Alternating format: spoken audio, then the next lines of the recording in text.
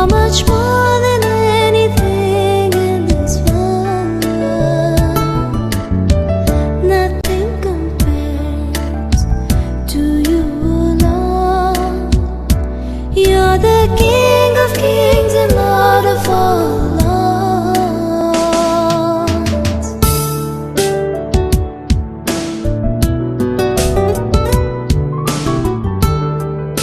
मरकुस के सुसमाचार ओकरा 5वां अध्याय के शुरू के कुछ वचन के पढ़े के ये आदमी के व्यक्तित्व कैसन बा देखे के। वो झील के पार गेरासेनियों के देश में पहुँचले त जब वो नाव से उतरले त तुरंत एगो आदमी जेकरा में अशुद्ध आत्मा रहल कब्र में से निकल के मिलल। वो कब्रस्थान में रहल करे और केहू उनकरा के सीकड़ से भी ना बांध सकत रहे, काहे कि वो बार बार बेड़ी से सीकड़ से बांधल गए रहले। बाकी वो सीकड़ के तोड़ दिहले और बेड़ी के टुकड़ा टुकड़ा कर देत रहले और केहू उनकरा के वश में नहीं कर सकत रहले।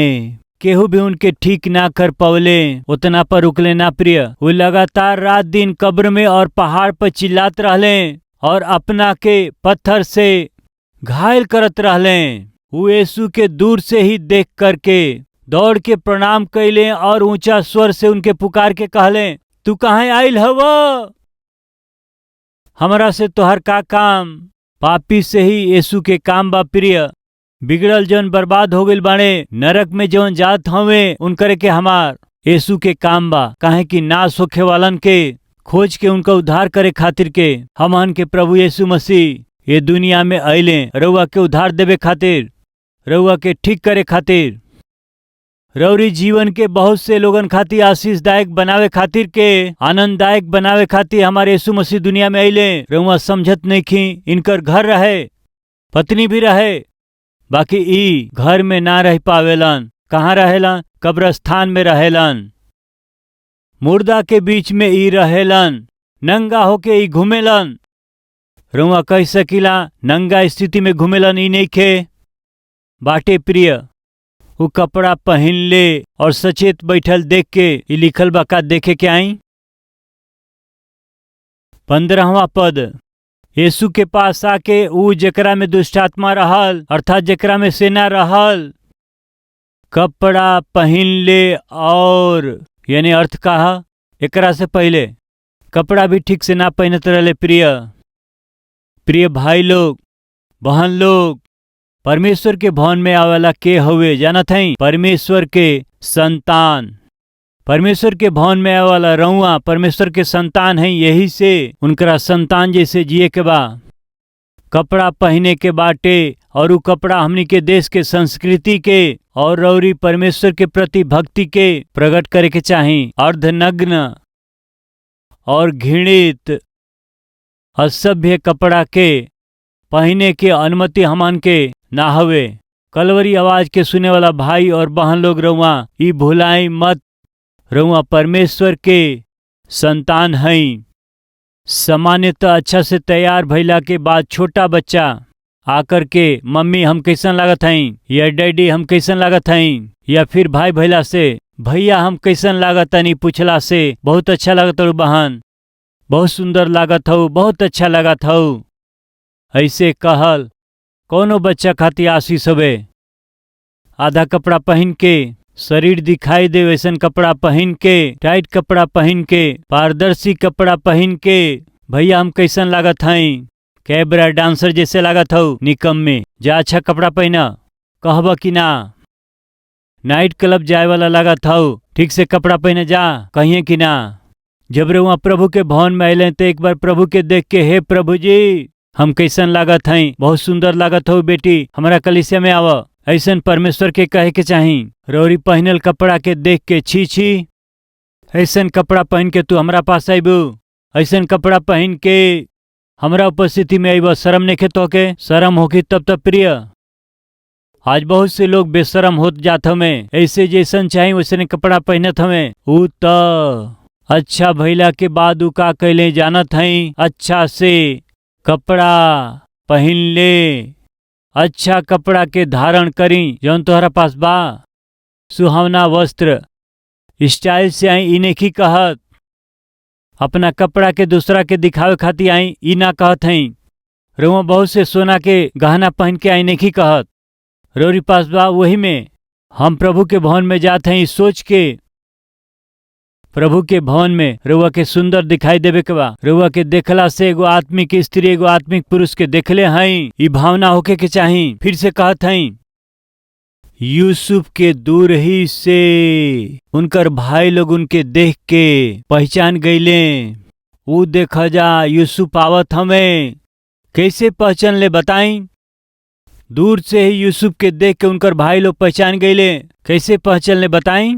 उनकरा अंगरखा के देख के वो यूसुफ हवे, यानी धर्मी व्यक्ति वो हवे। उनकर भाई लोग पहचान लिहले।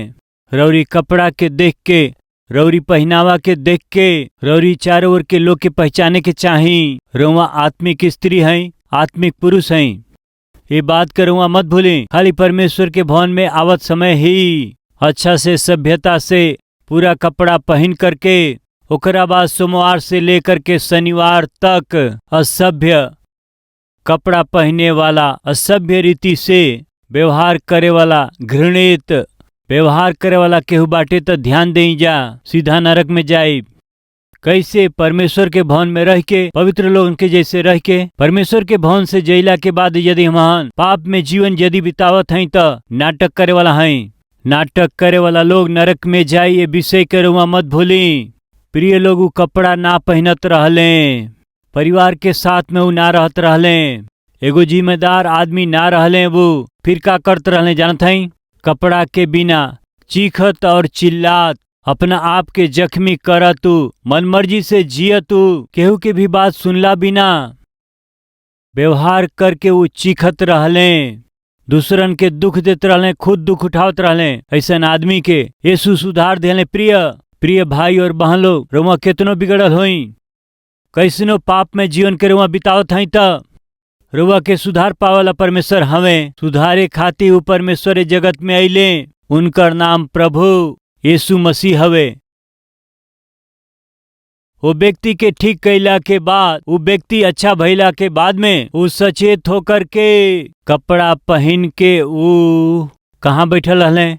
यीशु के पास में बैठल रहले। जे ठीक हो जाला उनके कहाँ बैठे के चाही? यीशु के चरण में बैठे के बा। कलवरी टेम्पल के कलीसिया सेलफोन में वचन सुनला से काम ना चली, टीवी के सामने बैठ के वचन सुनला से ना चली। यस, मोबाइल में वचन सुनल गलत ना होवे, टेलीविजन में वचन के सुन के विश्वास बढ़ावल गलत ना होवे। बाकी परमेश्वर के वचन कहेला कि पहली कलीसिया प्रेरित लोग से शिक्षा पावे में और संगति रखला में और प्रार्थना में और रोटी तोड़ला में ऊ लगातार मिलत रहले। कलीसिया अलग है विश्वासी के रूप में टीवी में या फिर मोबाइल में वचन सुनल अलग है। कलीसिया के रूप में, पूरा परिवार के रूप में, पूरा समाज के रूप में, परमेश्वर की उपस्थिति में, आराधना में भागी भइल, ई परमेश्वर के दिहल हमनी के आज्ञा है। इब्रानियों के किताब 10वां अध्याय 25वां वचन में ई बात बा। और एक दूसरा के साथ इकट्ठा भइल मत छोड़ी, जैसे कि कितना के रीति हवे। इकट्ठा भइल मत छोड़ी। प्रिय, हर एक घर में प्रभु की आराधना होखे। बाकी कलीसिया के रूप में, समाज के रूप में इकट्ठा भइल परमेश्वर के दिहल गई आज्ञा है। कलीसिया के रूप में हमनी के मिले के बा, कलीसिया के रूप में उपासना करे के बाटे, समाज के रूप में हमनी के मिल के परमेश्वर की आराधना करे के बा। ऐसन परमेश्वर आशा करत हमें, ये बात के मत भूली। प्रिय, एगो परिवार में बेटा ऑस्ट्रेलिया में, बेटी अमेरिका में और एगो बेटा इंग्लैंड में अच्छा से सेटल भइले। वो माता पिता बेचारा हैदराबाद में ही रह गईले।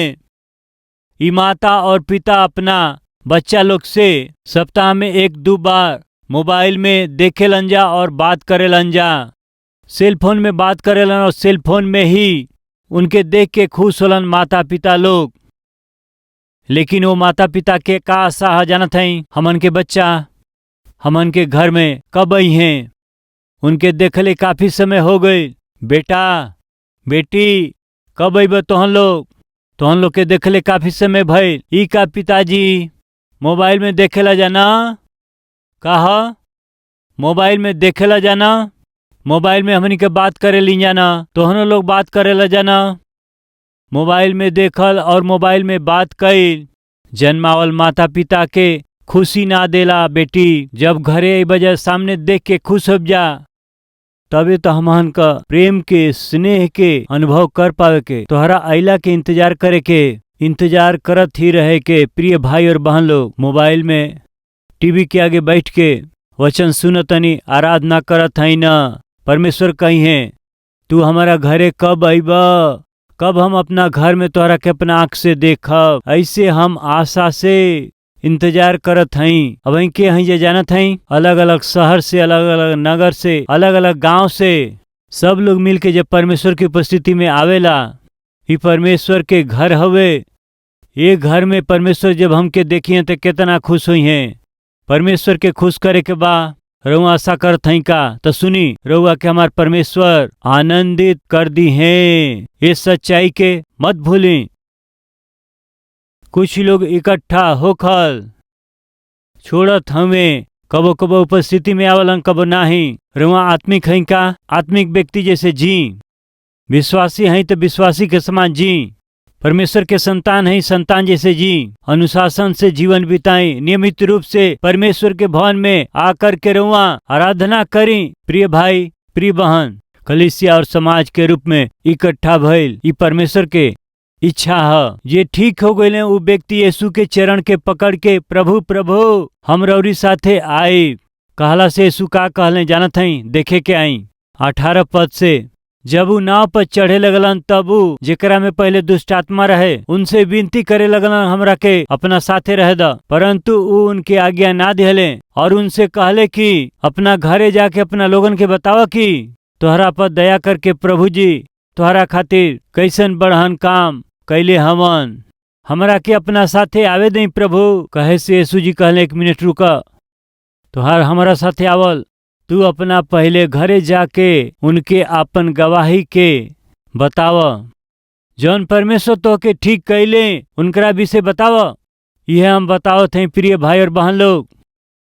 यदि परमेश्वर रुआ के ठीक कैले बाणे, यदि परमेश्वर रुआ के उद्धार दिले बाणे, परमेश्वर यदि रुआ के शांति दिले बाणे, आनंद दिले बाणे, तो रुआ गवाही देई।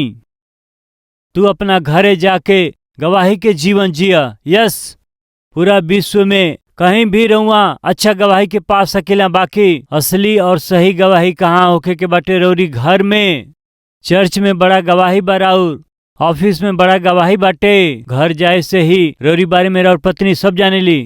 रउआ कौनो उपदेश दिहल चाही तो रउआ के ऊपर से नीचे उ देखेली, चुप रहा वो कहेली। चर्च में अच्छा प्रार्थना करे वाला हो सकेला, वचन बताते ही बाइबिल खोल के वचन पढ़े वाला बहन हो सकेली, परमेश्वर के भवन के काम में हाथ बढ़ावाला रउआ हो सकेला। लेकिन घरे जाके पति से हाँ कहें जी कहें रउआ आज चर्च न आइली? हाँ तू जात हो ना, बहुत बाटे ऐसे कहें कहत हई जी? चर्च जाए वाला तोहरे जीवन सुधरल नइखे तो हमार जीवन कब सुधरी? राहे द। पति ऐसे कहें कहत हमें? उनके मालूम बा तोहरा बारे में, यही से। यानी राउर असली आत्मिकता पहले रौरी घर में दिखाई देवे के बा। यीशु जी कहले तू हमारा साथे आइब, पहले तू अपना घरे जाके ही साबित कर कि तोहरा में बदलाव आ चुकल बाटे। सुनत हई प्रिय भाई और बहन लोग, घर में के साबित करके दिखाई। परमेश्वर हुआ के दर्शन दिहले, परमेश्वर हुआ के उद्धार दिहले, परमेश्वर हुआ के मन फिराव दिहले, परमेश्वर सुधरले बाड़े। पहले अपना घर में साबित करी। रौरी विश्वास के, रौरी आत्मिकता के सबसे पहले ही जाने के बाटे। रौरी पत्नी के, रौरी पति के, राउर बच्चा लोग, बाकी उनके ही विश्वास नहीं के, भरोसा नहीं के, त ऐसन आत्मिकता दूसरा खातिर कैसे गवाह बनी? एक बार सोची। घर जाके गवाही के बताव। जे उद्धार पौले बा, जे उद्धार नहीं के पौले उनकरा खातिर गवाह बनी। उद्धार पावल भाई और बहन लोग उद्धार नहीं के पौले रौरी परिवार खातिर गवाह बनी। कैसे? रौरी में आयल सुधार के जरिए ही। फिर का भइल? पढ़त हई विश्व वचन के, पढ़त हई वो जा करके दिका पुलिस में ये बात के प्रचार करे लगलन कि यीशु जी हमरा खातिर कैसन बड़ काम कैले। वो चुप ना रह पौले। प्रिय यह कहते हैं, प्रिय भाई बहन लोग, चुप मत रही।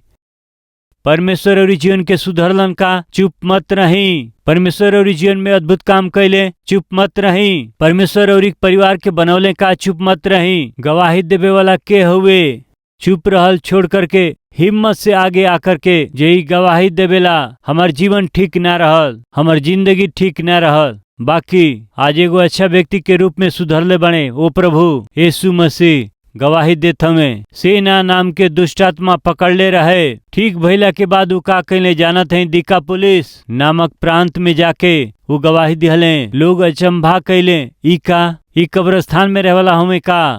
चीखत चिल्लात राह में जाए वालन के घायल करके अपना आप के भी घायल करते रहले।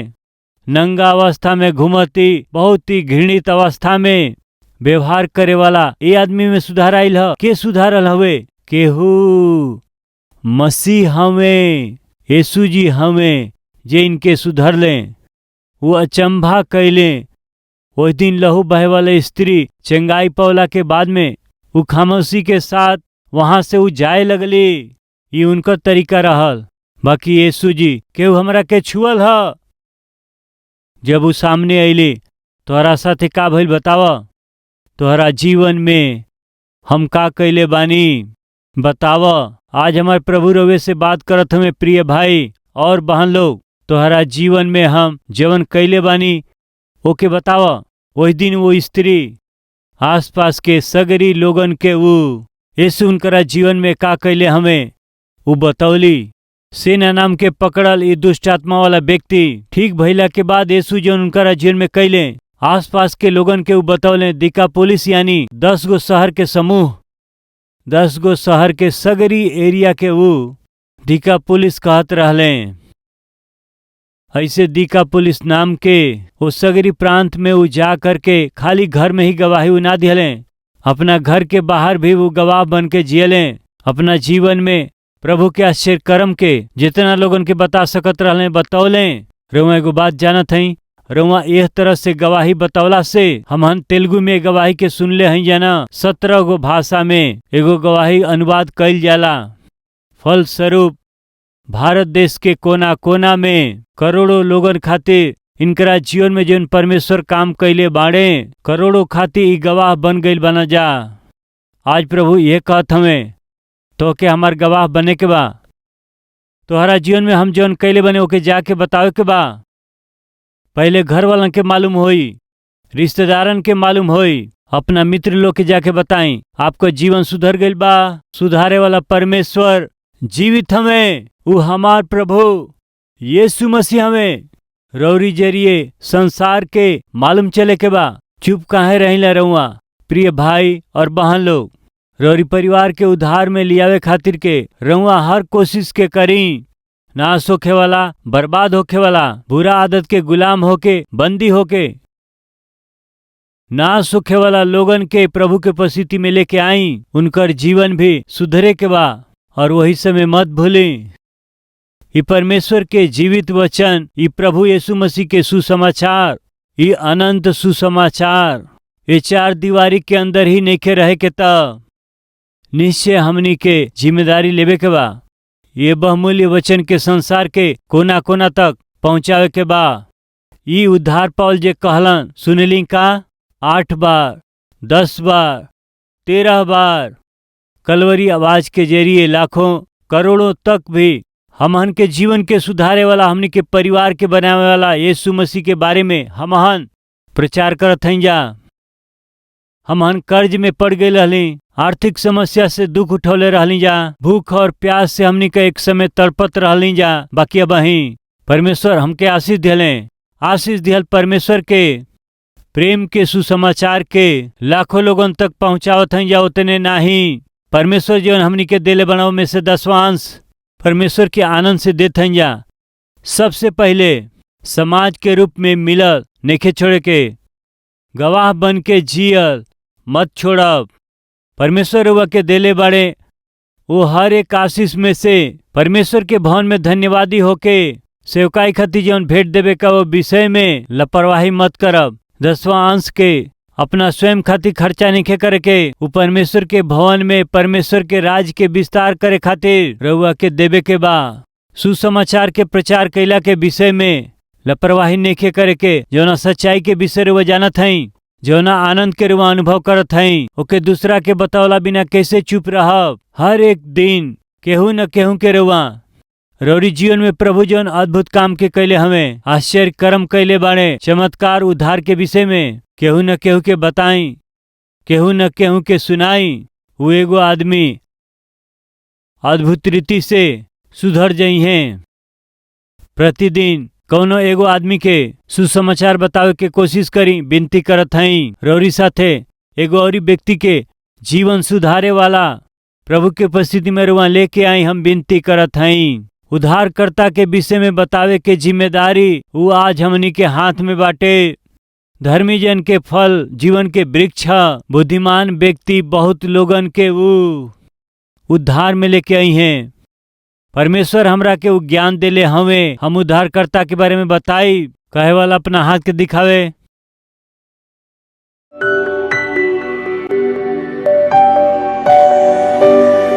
महान पवित्र प्रेमी पिता परमेश्वर, रउआ क्रूस पर अपना जान के दिहला के जरिए हमन के जौन दंड मिले करे सगरी दंड के मिटा दिहली। पश्चाताप के बलिदान के रूप में अपना आप के बलिदान कैली। फल स्वरूप हमनी के पाप क्षमा हो गए। हमनी के ऊपर जौन दंड रहे नरक के दंड मिटा दिहल गईल। जे केहू मसीह यीशु में बाटे उनकरा पर दंड के आज्ञा ना हवे। ये अद्भुत सच्चाई के पिताजी हमन विश्वास करके शांति से हमनी के जीवन देवे खातिर और धन्यवाद। ये समय पिता हम अपना आप के और सबके रौरी हाथ में देत हई। हे पिता, हम सब में जौन कमी बात पिता हमन के अपना लहू से धो करके पूरा रीति से शुद्ध करके ये धरती पर गवाह बन करके जिए के सौभाग्य रवा हमके दें। यीशु मसीह के नाम से मांगत हैं पिताजी, आमीन।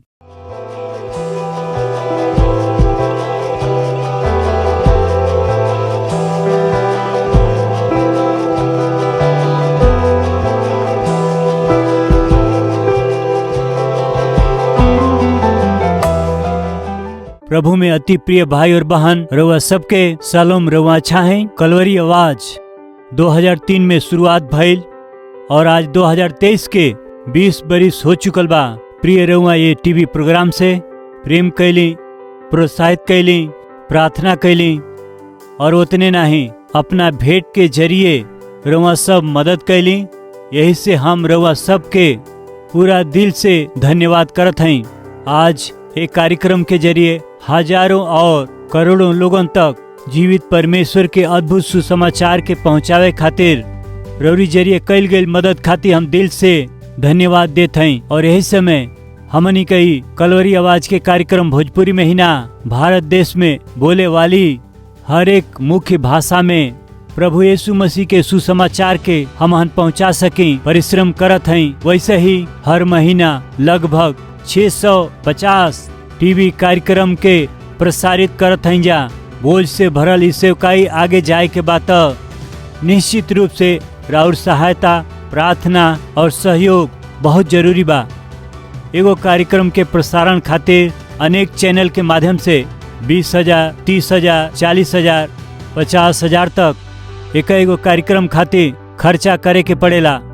प्रभु यदि रउआ के अगुवाई करें तो ये टीवी कार्यक्रम के मदद करे खातिर रौरी मन में बोझ दिहला से निश्चय प्रार्थना करके ये सेवकाई के मदद करी। हम चाहत हैं प्रिय हैदराबाद में हर शनिवार के होखे वाला स्पॉन्सर मीट में रउआ शामिल होके रौरी परिवार की ओर से एगो टीवी कार्यक्रम के सहायता कैला के जरिए सुसमाचार के लाखों लोगन तक पहुंचाई। हम विनती करत हैं प्रिय ये हफ्ता में परिवार में केहू को जन्मदिन बाका या परमेश्वर रौरी जीवन में कोनो शुभ काम कैले हमें का, रौरी प्रार्थना के जवाब देले हमें का, देले हुआ अंतकार धन्यवादी होके कलवरी आवाज के मदद करब या परमेश्वर संतान के आशीष देले, नामकरण करे के होके, अक्षर अभ्यास करे के हो, अन्न सेवन करे के होके, ये शुभ काम के हमारा हाथ के जरिए रौरी बच्चन के जीवन में करवावे के आशा करत हैं। तो शनिवार के कलवरी के आवाज के सहायता करके रौरी जीवन के शुभ काम के हमारा साथे खुशी मनावे खातिर रउआ सबके हम प्रेम से स्वागत करत हई। यानी हमारा परिश्रम में रउआ सहभागी होके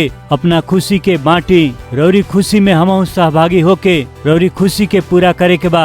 दिल से चाहत हम ये अद्भुत परमेश्वर के सुसमाचार के संसार के पहुंचावे के प्रक्रिया में रौरी प्रार्थना और उत्साह के चाहत हम प्रभु में राउर प्रिय सतीश कुमार।